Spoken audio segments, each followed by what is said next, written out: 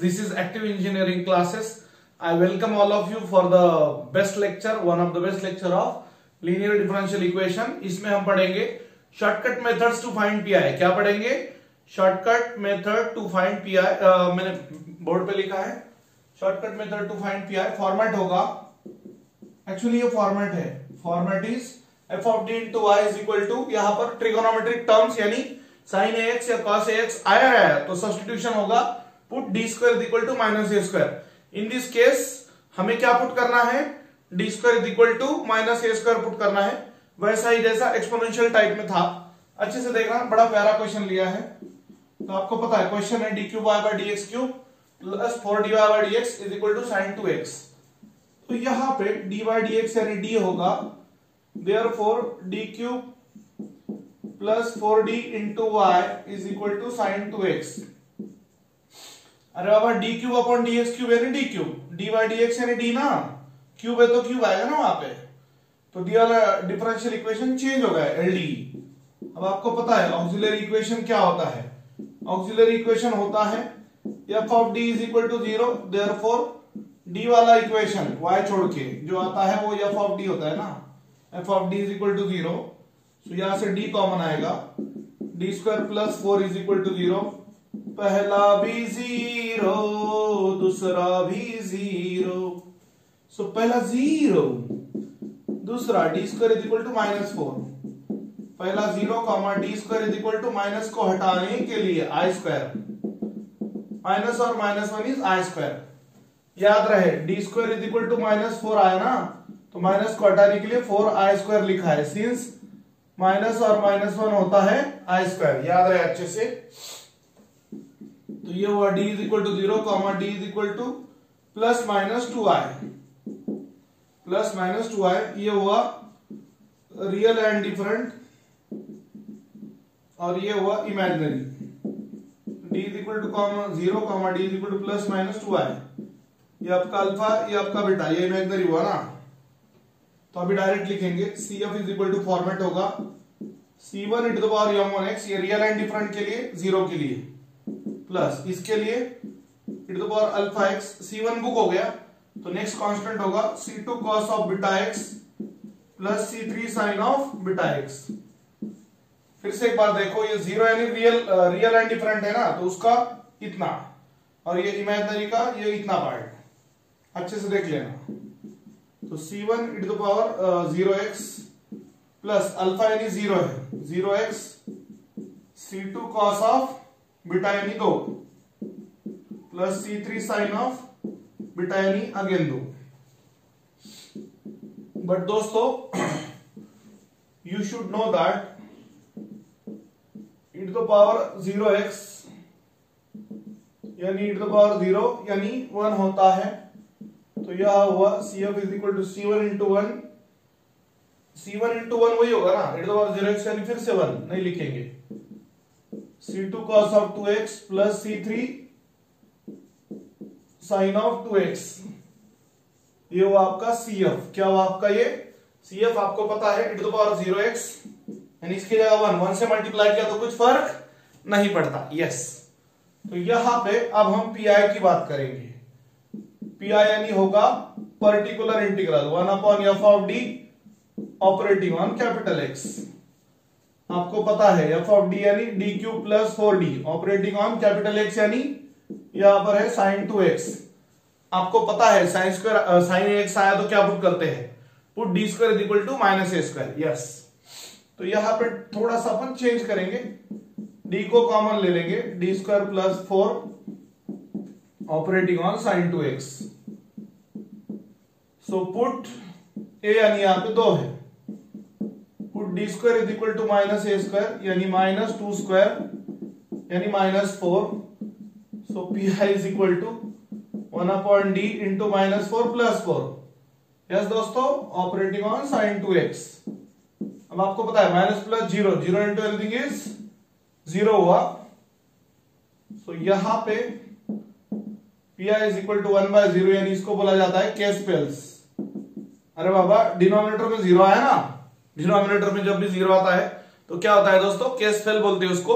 तो case fail होने के बाद पीआई में क्या चेंजेस होता है, x से मल्टीप्लाई करते हैं, पीआई को क्या करते हैं, x से मल्टीप्लाई करते हैं into 1/d/dt of original d वाला equation, d³ plus 4d operating on sin 2x।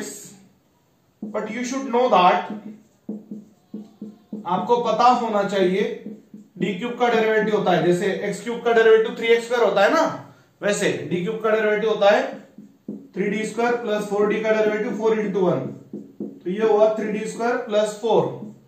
So P is equal to x into 1 इसका डेरिवेटिव डायरेक्ट लिखेंगे, d³ का डेरिवेटिव 3d² और 4d का डेरिवेटिव 4 into 1 यानी 4 operating on sin 2x। Here you should know that again substitution is same, put d² is equal to minus a square यानी -2² यानी -4 होगा। एक मिनट, माइनस साइड में ये d² जरा इज्जत से निकालते हैं, एक सेकंड, फ्रेम में आ रहा है ना सब, let me check it out, yes no problem.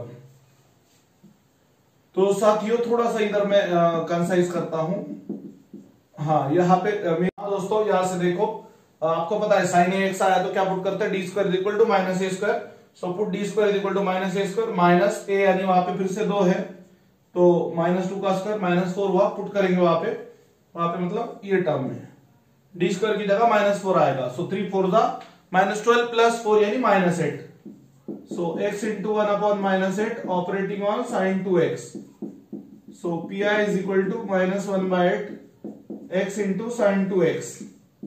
ये हुआ आपका complete P I. Complete solution is y is equal to CF plus P I,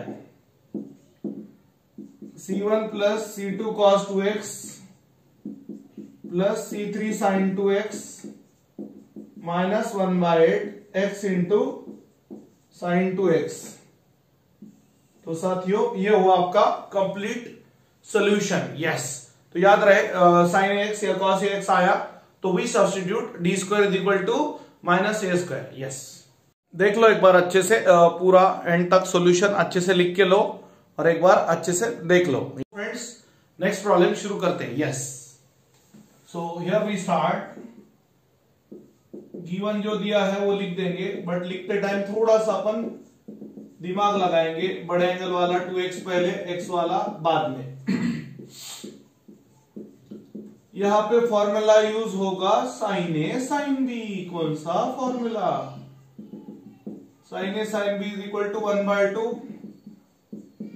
cos of a minus b minus cos of a plus b, so here we go, d² plus 1 into y is equal to 1/2 cos of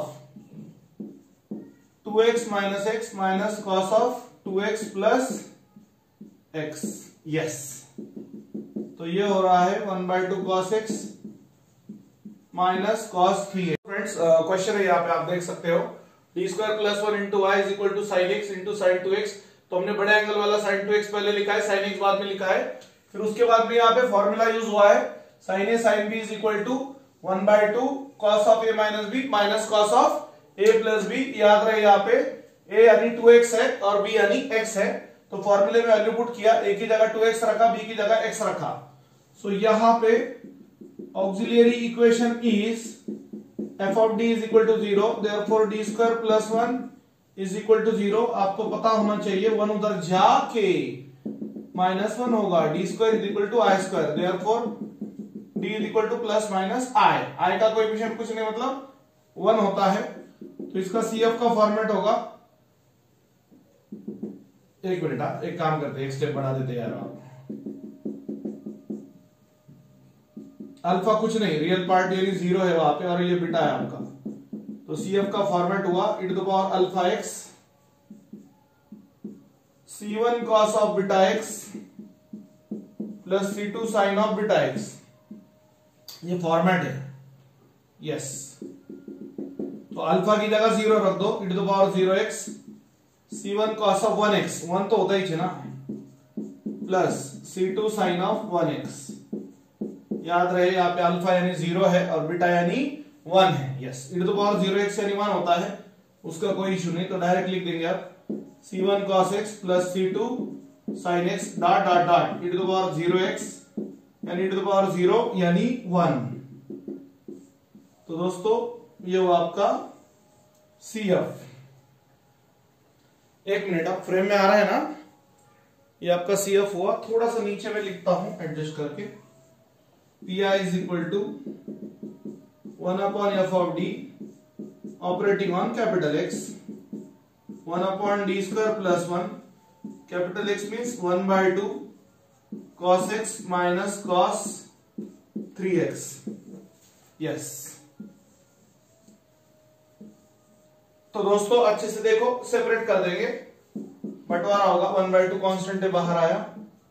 PI is equal to 1/2 into 1/d square plus 1 operating on cos x minus 1/d square plus 1 operating on cos 3x। आपको पता है इसमें a यानी 1 है और इसमें a यानी 3 है, तो put d square is equal to minus a square, minus 1 का स्क्वायर यानी -1, put d square is equal to minus a square minus 3 square यानी -9। यस, डायरेक्ट माइनस जो है वो स्क्वायर के बाहर है, पहले स्क्वायर होगा फिर माइनस मल्टीप्लाई होगा उसको। Yes, so PI is equal to 1/2 1 upon -1 plus 1 operating on cos x, यहां पर -9 plus 1 operating on cos 3x। तो दोस्तों माइनस प्लस 0 हुआ, case fails in first term. दोस्तों इसको क्या बोलेंगे? Case fails in first term. So PI is equal to 1/2। अब केस फेल पहले टर्म में हुआ ना, दूसरा टर्म तो कुछ नहीं, -9 प्लस 1 -8 आ रहा है, -8 इंटू माइनस वो प्लस हो जाएगा, मतलब ये टर्म नंबर 2 सॉल्व हो गया, डी चला गया ना उसका, मतलब सॉल्व हो गया। बट यहाँ पे x से मल्टीप्लाई, जहां टर्म मतलब जहां केस फेल हो रहा है वहां x से multiply into 1 upon derivative of D वाला equation operating on cos x minus, देखो अच्छे से, इज्जत से देखो।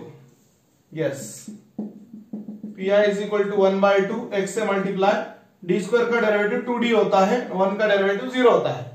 जैसे आपको पता है ना x स्क्वायर का डेरिवेटिव 2x होता है, वैसे। तो operating on cos x plus 1/8 operating on cos 3x।